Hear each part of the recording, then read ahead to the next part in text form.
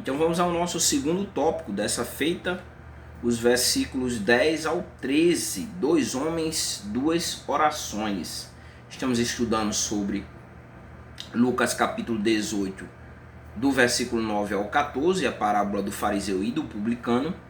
E agora nós vamos às orações, né? Tanto do fariseu quanto a oração do publicano, e no último tópico, que vai ser o versículo 14, qual vai ser o veredito de Jesus. Já abordamos o público-alvo, né, da parábola no versículo 9, que eram as pessoas que confiavam em si mesmo e se consideravam como auto-justificados.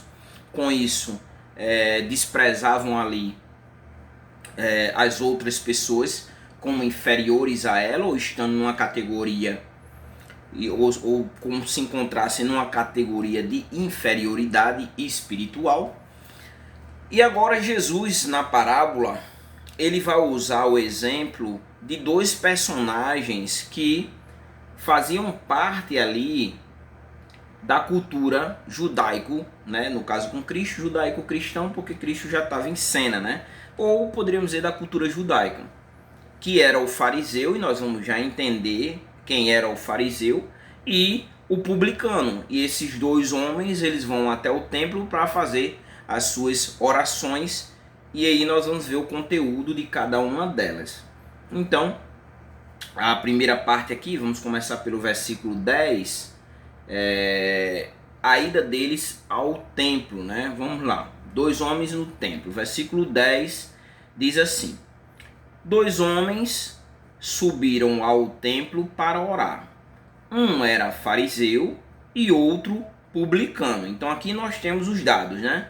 Dois homens, o que eles foram fazer? Foram ao templo para realizar suas orações, e um era fariseu e outro era publicano. Então vamos primeiro aqui explorar esse versículo 10, trazer algumas observações, e aí em seguida a gente segue para o versículo 11, né? E assim a gente vai até o versículo 13. Então, primeiro ainda aqui no versículo 10 diz: dois homens subiram ao templo para orar, né? O templo, ele ficava localizado ali no Monte Moriá. E aqui nós temos o primeiro personagem dessa busca por Deus, ou desse momento de oração ali no templo, e que era, o texto diz que um era fariseu. Os fariseus eram um grupo religioso de bastante influência, dois bem conhecidos, inclusive, que se degladiavam, eram os saduceus e os fariseus. Mas aqui nós vamos focar nos fariseus, porque não tem saduceus na história, né? Mas só a nível de conhecimento que existiam também os saduceus, né? Fariseus, saduceus, mais conhecidos, herodianos, zelotes, essênios, tudo isso compunham a religiosidade do povo judeu. Mas aqui o texto destaca os fariseus, né, que eram esse grupo, um grupo religioso, né, uma vertente religiosa do judaísmo, muito influente, né? Nós vamos ver vários embates de Jesus com eles, né? Eles eram zelosos pela lei de Moisés, como também pelas tradições orais. As tradições orais, inclusive, vão trazer muito peso diante do contexto ali. Jesus vai contrapor eles exatamente nessas tradições que eles colocaram ali, acrescentaram ao que estava escrito, no caso, na lei. Os fariseus, eles eram vistos na sua época como modelo ali de piedade e de ortodoxia, né? Eles eram bem vistos como representantes ali de uma das vertentes do judaísmo, nesse caso aí, os fariseus. Então eles eram tidos como pessoas piedosas e também ortodoxas, né? Que guardavam ali as escrituras de uma forma mais enfática, mais correta, né? Seguiam o que teoricamente diziam a lei. O problema é que eles acrescentavam mais do que diziam a lei, né? Talvez buscando uma purificação ainda maior, e aí acabava colocando um peso sobre a vida das pessoas. Quando nós colocamos Jesus versus fariseus, né?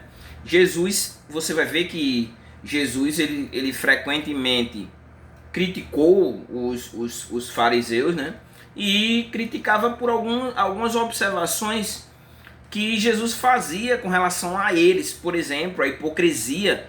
Jesus constatou em algumas vezes que eles eram hipócritas, né? Como também orgulhosos, né? E principalmente legalistas, né? Hoje bem presente em algumas congregações também temos um legalismo que muitas vezes coloca um peso, ou parecido com os fariseus, né? Colocam situações para os seus membros, do quais a Bíblia ela não cobra dos seus adeptos, ou mesmo o cristianismo não requer como critério para a vivência cristã, né? Esse legalismo exacerbado, mais ou menos semelhante ao que os fariseus faziam. Inclusive, em algumas igrejas, por exemplo, você não pode usar barba, só pode usar bigode, né? Então, assim, tem que usar paletó, e nada disso compunha a religiosidade do qual, a partir de Cristo, daí vem cristianismo, e diante ali dos textos das escrituras, não tem essas... Na época nem existia paletó, né? Então, hoje, esse adereço como um tipo de veste sacerdotal, ela é incoerente com as escrituras sagradas, né? Como também, por exemplo, outro exemplo seria, só pode se batizar depois que faz todo um processo de discipulado, né? Aí depois é que pode se batizar. Também não existe essa compreensão nas escrituras, que precisam fazer um discipulado de 3 meses e 4 meses para depois se batizar. Não tem isso nas escrituras. Então, assim, são muitas coisas que dentro do cristianismo e vem sendo introduzidos, né, dentro do cristianismo, e que muitas vezes beiram legalismo, porque nada tem a ver com o que está escrito nas escrituras, ou mesmo com os ensinamentos do próprio Cristo. Mas os fariseus, eles seguiam meio que esse caminho de hipocrisia e de legalismo, e você vai presenciar bem isso. Eu vou deixar aqui para você como referência, né, para você conferir. Aí você lê o texto de Mateus no capítulo 23. Não coloquei aqui porque senão a exposição ficaria muito longa. E ainda aqui, dentro da apresentação, né, desses dois homens que subiram ao templo para orar, o fariseu, e o texto diz que também tinha outro personagem, e o outro, o publicano. Os publicanos eram cobradores de impostos, né, ali, faziam esse serviço de cobrar impostos ali a serviço de Roma. Eles eram muito vistos como traidores, e eram considerados ali pelos seus pares como impuros, né? Então os judeus os consideravam traidores. Esses dois pontos são muito importantes dentro dessa compreensão, né? Eles serem vistos como traidores e como impuros, o oposto dos fariseus, então, dentro da comunidade, que eram bem vistos, né, como pessoas que guardavam a ortodoxia, que eram pessoas ali que tinham uma conduta de piedade diferente dos publicanos, que prestavam serviço a Roma, né, eram vistos como traidores. Então, isso dentro do contexto social, eles eram os publicanos, eles eram vistos ali de forma marginalizada, né? Eles eram marginalizados e espiritualmente desprezados porque eles eram considerados impuros e traidores, né? Mas aí ele vai ao templo, né? E nós contemplamos ali a presença do publicano no templo, o que ali causa de se surpreender, né? Afinal de contas, ele mesmo sendo impuro, né, o publicano, né, ele ali surpreende, porque o publicano ousa a buscar a Deus apesar da sua rejeição social. Então nós temos esses dois personagens, né, o fariseu e o publicano, no versículo 10, dois homens, né, e vão ao templo com a intenção de orar. E nós temos esse panorama no versículo 10. No versículo 11, né, o texto ele vai focar no fariseu, versículo 11 e 12. Versículo 13 volta para o publicano, versículo 14 nós temos o veredito de Jesus. Então aqui nós vamos ver o orgulho do fariseu no versículo 11. Eu vou ler o versículo e da mesma forma vou fazer a exposição de uma forma progressiva, parte por parte do texto. O texto diz assim: o fariseu, de pé, orava consigo mesmo: ó Deus, graças te dou, porque não sou como os outros homens, ladrões, injustos, adúlteros, nem mesmo como este publicano. Fazendo referência ao publicano, então ele estava num local que ele conseguia ver ali, que perto dele se encontrava esse publicano que também estava ali para fazer suas orações. E aí o texto começa, o verso 11, se você tiver com sua Bíblia, o texto diz assim: o fariseu de pé. Então essa que era uma posição comum na oração judaica, né? Nós vamos ver que os dois se encontravam na mesma posição, né? Não eram de joelho, mas em pé, porque era uma posição comum na oração ali, na oração judaica, né? Para alguns ali traz uma ideia sugere uma atitude de superioridade, né? Mas aqui no contexto do texto não traz essa informação, porque os dois se encontravam da mesma forma, né? Em pés ali para fazer suas petições. E aí nós temos aqui um dado, porque o texto diz, né? O fariseu de pé, e aí o texto diz, orava consigo mesmo, né? Então aqui nós temos uma oração, ele é uma oração silenciosa, né? E o texto diz, orava consigo mesmo, era uma oração centrada em si, né? Antropocêntrica, né? Que é o que nós vamos ver, né? O foco da oração do fariseu era uma autoafirmação, né? E nós vamos ver também que ele não vai pedir nada, apenas ele vai se gabar diante de Deus. Ele não tem petições, né? O texto diz assim: ó Deus, graças te dou, né? Então o fariseu se encontrava de pé, orava consigo mesmo, e aí nós temos o tipo de oração. Ele diz, né? Ó Deus, graças te dou, né? E aí aqui ele traz aqui nós vamos ver que essa graça aqui dele, né? A graça dele era pela superioridade que ele tinha, uma superioridade moral, porque ele vai dizer logo em seguida, ele vai dizer o seguinte: porque não sou como os outros homens. Então veja, a graça que ele dá aqui, ó Deus, graças te dou, é uma gratidão pela superioridade moral dele. Ele se considerava superior aos outros homens, né? Logo, os outros homens eram pecadores e nesse caso aqui inferiores a ele. E aí ele vai fazer um inventário dos pecados alheios, né? Ele vai citar, não sou como os outros homens, ladrões, injustos e adúlteros. Logo aqui ele faz um inventário dos pecados alheios, né? E ele vai agregar também, né? Além de citar outros homens, ele vai agregar como páreo o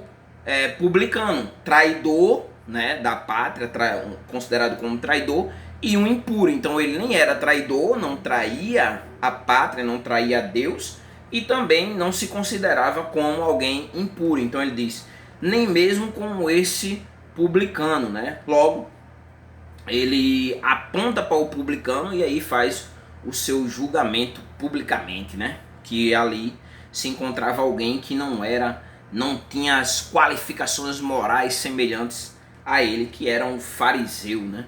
Alguém que guardava a lei, alguém que guardava a ortodoxia, e um homem teoricamente piedoso. Teoricamente, porque, como eu trouxe na introdução, existe a diferença entre parecer e ser, né? Nós vamos trazer uma aplicação já sobre isso.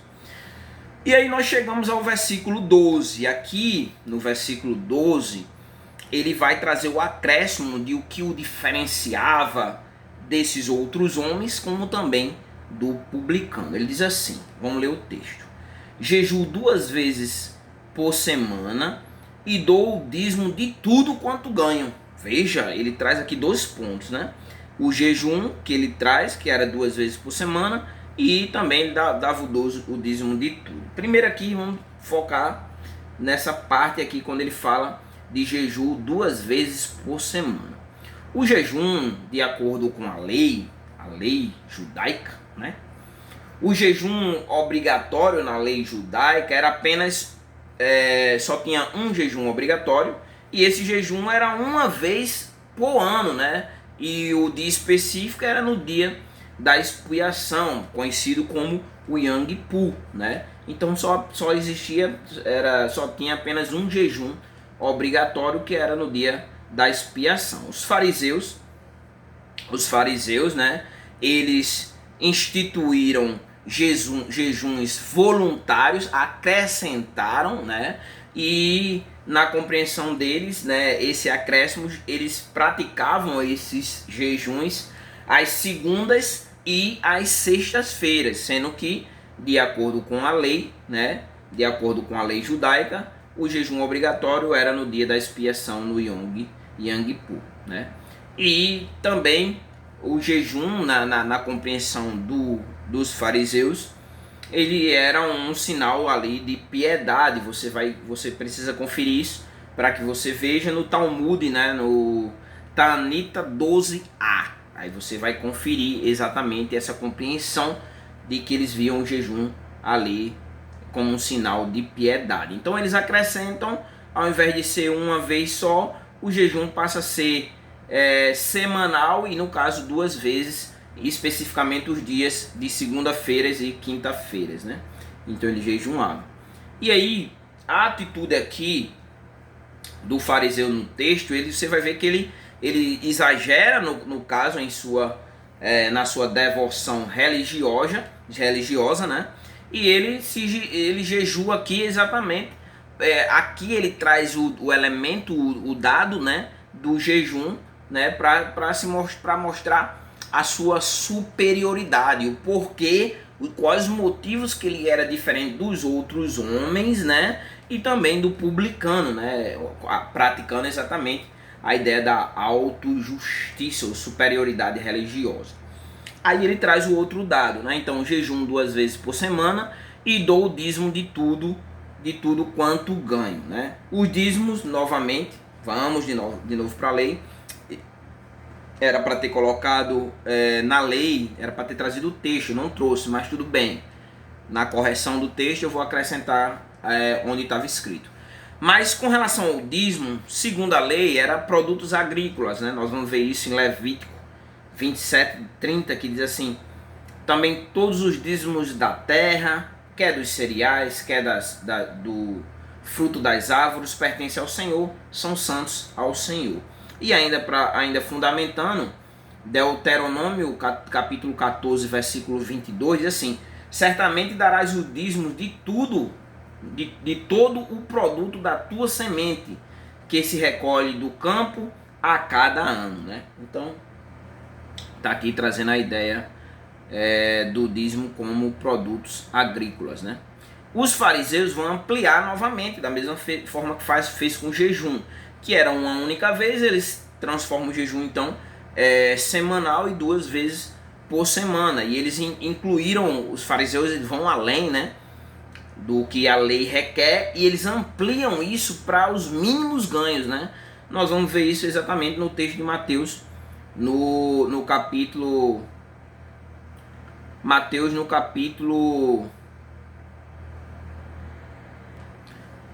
Mateus capítulo 23 e verso 23, que diz assim: ai de vós, escribas e fariseus, né, os doutores da lei, e aqui a referência aos fariseus, hipócritas, né, como nós vimos nos embates, Jesus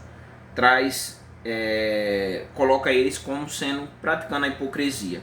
Porque dais o dízimo da hortelã, do endro e do cominho, e omitis o que há de mais importante na lei, a justiça, a misericórdia e a fidelidade. Deve fazer essas coisas sem omitir aquelas, né? Então, amplitude. Inclusive, esse texto aqui é o texto usado para fundamentar a fundamentação do dízimo hoje pelas igrejas, né? Que as pessoas devem dar o dízimo, porque no Novo Testamento é referendado pelo próprio Cristo. No entanto, nós não vamos ver isso nem nas epístolas, nem nas cartas, essa ênfase no dízimo como acontecia, como aconteceu até aqui o período que Jesus ele advém, dá início ao seu ministério. Até mesmo porque quando Jesus, nós vamos ver que quando Jesus ele encerra seu ministério, 70 depois de Cristo, caso não esteja enganado, o templo é destruído, né? Então nós não temos base para onde levar, né? É para a igreja, toda a igreja tem que levar o dízimo, as ofertas, né? O que nós vemos é o apóstolo Paulo dizendo que cada um contribua de acordo com o que propõe seu coração e façam isso com alegria, né? Então assim, é complicado. Eu gravei até 3 vídeos aí, o dízimo, expliquei o que era o dízimo no Antigo Testamento e dízimo no Novo Testamento. Você procura aí no canal. Vamos voltar para cá, vamos agora ao versículo 13. Né? Nós fizemos a exposição, trouxemos o fariseu e sua oração e as suas qualificações da prática da autojustiça, e agora nós vamos para o publicano. O texto diz assim: agora sai de cena a oração que o fariseu fez, e agora nós vamos focar na oração que o publicano fez. E o texto diz assim: mas o publicano, em pé e de longe, nem mesmo levantava os olhos ao céu, mas lamentava-se profundamente, dizendo: ó Deus, tem misericórdia de mim, um pecador. Né? Então aqui nós temos já uma outra forma, né? Nós já temos aqui um paralelo, no entanto, que trouxe uma oração, a oração do fariseu aqui na oração do publicano. Nós vamos ver aqui o que diferencia tanto da oração do fariseu para que a oração do publicano ela fosse aceita por Deus e não a oração do fariseu. Em algumas versões, aqui na minha Almeida de século 21, diz que ele se lamentava profundamente. Em algumas outras versões diz que ele batia no peito, né? Vamos para cá, vamos voltar agora e vamos explorar esses versículos aqui. O texto diz aqui, né? O versículo 13 começa: mais. E aqui nós temos uma virada na narrativa, né? Né? Aí diz: mas o publicano, no caso o cobrador de impostos, em pé, ele se encontrava na mesma posição do fariseu. Aí aqui vem um ponto: e de longe. Então nesse caso ele estava à vista do fariseu, porque o fariseu no versículo 11 diz: nem mesmo com este publicano, né? No entanto, o texto diz que ele estava de longe. Então aqui alguns consideram que provavelmente o publicano se encontrava na área mais externa do templo, né? E aí o versículo 13 continua: nem mesmo levantava os olhos ao céu, né? Então, enquanto o fariseu se encontrava numa posição de uma autoconfiança, né? de uma ideia de santidade exterior ali, que se autoaprovava e reprovava os outros, o texto traz aqui que ele nem mesmo levantava os olhos. No contexto judaico, né, levantar os olhos ao céu era um sinal ali de confiança na oração, né, de que ele se encontrava numa posição de validação, né? No caso, o publicano ele já tem uma compreensão de que ele não tinha essa confiança, mas se colocaria ali de forma humilde para buscar a misericórdia de Deus, né? Então o texto deixa claro, né? O publicano ele baixa os olhos ali em sinal de vergonha e de arrependimento também, né? E também é importante observar a postura do publicano, né? Que essa postura, né? Nem mesmo levanta os olhos aos céus, né? Então essa postura revela que o publicano tinha um coração quebrantado, né? Como também mostra a consciência que ele tinha da sua indignidade. Mas o versículo não acaba aí, né? Ainda nós podemos observar outros pontos ainda dentro aqui da oração do publicano. O texto diz: mas lamentava-se profundamente. Como falei, em algumas versões diz, né, que batia no peito, né? Então aqui ele se lamentava. Então ele não tenta justificar-se, né? Apenas aqui ele lamenta a sua condição. E aí nós temos o que a fala dele, né? E o que ele diz na sua fala: ó Deus, tem misericórdia de mim, um pecador, né? Então nós vemos que a oração do publicano, nós podemos fazer algumas observações aqui sobre a oração do publicano, e nós podemos ver que a oração dele é uma oração curta, né? É uma oração curta, né? Ele não apresenta, como no caso dos fariseus, ele não apresenta os seus méritos, né? Ele não faz isso. E o que ele faz aqui é clamar pela misericórdia de Deus, porque ele diz: tem misericórdia de mim, um pecador, né? E aí nesse caso aqui o que ele pede é que Deus o perdoe e que Deus aceite, né, a sua oração. Então nós temos aqui, abordamos todas as partes, tanto da oração do fariseu quanto da oração do publicano, inclusive o ponto do fariseu aqui, quando ele entra em cena, 12 versículos 11 e 12, e o publicano, o versículo 13, porque no versículo 14 nós vamos ter o veredito. E aqui nós podemos fazer três reflexões, né? Três reflexões sobre esses versículos, do versículo 10 até o versículo 13. O primeiro aqui, a primeira observação, a primeira reflexão que nós podemos tirar a partir do texto é que Deus se agrada do coração primeiro arrependido. Nós vamos ver isso na conclusão do versículo 14, né? Mas aqui já dá para adiantar essa aplicação. Deus se agrada do coração arrependido, como também um coração arrependido e sincero, né?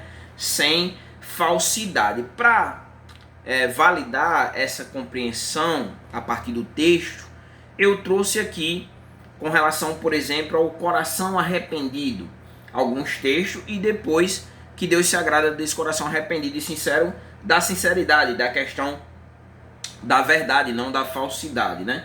Então, primeiro, com relação ao coração arrependido, Atos 3,19 diz assim: arrependei-vos, pois, e convertei-vos, para que sejam apagados os vossos pecados, né? Então, nós devemos nos arrependermos e ter uma conduta de voltar do caminho que nós estamos seguindo, que não agrada a Deus, né? E nesse caso aqui, o objetivo é para que sejam apagados os vossos pecados. No Salmo 51, salmo bem conhecido, no versículo 17, diz assim, aqui vai trazer o que agrada a Deus, né? O texto diz: os sacrifícios para Deus são um espírito quebrantado, há um coração quebrantado e contrito, novamente, né, a ideia, não desprezarás, ó Deus. Então Deus se agrada de um coração arrependido, um coração quebrantado, um coração contrito. Deus não desprezará. E a sinceridade também, né? Então Deus se agrada do coração arrependido e sincero, e não apenas parecer, mas Ele quer que seja verdadeiro. Hebreus 10:22 diz assim: aproximemo-nos com um coração sincero, em plena convicção de fé. E Provérbios 12:22 diz assim: o Senhor odeia os lábios mentirosos, mas se deleita com os que falam a verdade. E João, no capítulo 4 e versículo 24, diz assim: Deus é espírito, e importa que os que o adorem em espírito e em verdade. Não pareça ser, mas o adorem de verdade, com o seu ser por completo, e não como fariseu aqui, como comportamento do fariseu, parecer ser, né? E aí nós temos ainda uma outra aplicação, né?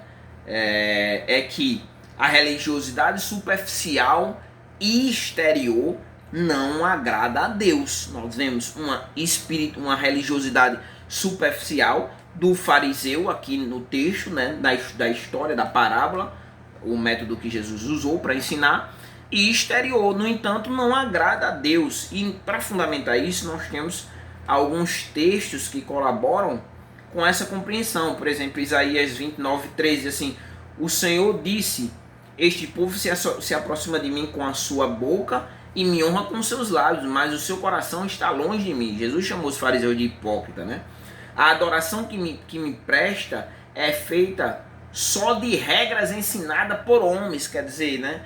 Das tradições, por exemplo, que os fariseus acrescentaram, né? E Tiago, por exemplo, claro que no caso do texto de Isaías não tem a ver com os fariseus, mas eu estou fazendo esse paralelo a partir da aplicação, né? E outro ponto ainda, com relação que a religiosidade superficial exterior não agrada a Deus, nós temos ainda Tiago 1:27, que diz: a religião pura e imaculada para com Deus, o Pai é esta, visitar os órfãos e as suas viúvas nas suas aflições e guardar-se da corrupção do mundo, a verdadeira religião, né? Uma religião prática. Colossenses 2:8 diz: cuidado que ninguém vos tome cativos por meio de filosofias e de enganos vãos, conforme a tradição humana, conforme os elementos do mundo e não de Cristo, né? Tradições humanas aqui, como falei, né? Já trouxe como exemplo algumas igrejas que colocam ali tradições que nada tem a ver, né? Ou poderíamos dizer usos e costumes que nada tem a ver com as escrituras, né? Não é validado pelas escrituras. E Tiago 1:22 diz assim: sejam praticantes da palavra e não apenas ouvintes, enganando a vocês mesmos, né? Então, não podemos só parecer, mas devemos ser, vivenciar, né? Não é só teoria, mas também a prática. E aí, nossa terceira aplicação ou reflexão desse bloco de texto, do versículo 10 até o versículo 13, é que Deus ele resiste ao soberbo, né? E aí nós tiramos a soberba aqui do fariseu, né? De pé, orava consigo mesmo: ó Deus, graças te dou porque não sou como os outros homens, ladrões, injustos, adúlteros, nem mesmo como este publicano, né? Que nós vemos uma soberba tremenda, um antropocentrismo aqui de se achar superior aos outros. Tiago 4 e versículo 3 diz assim: Deus se opõe aos arrogantes, porém dá graças aos humildes.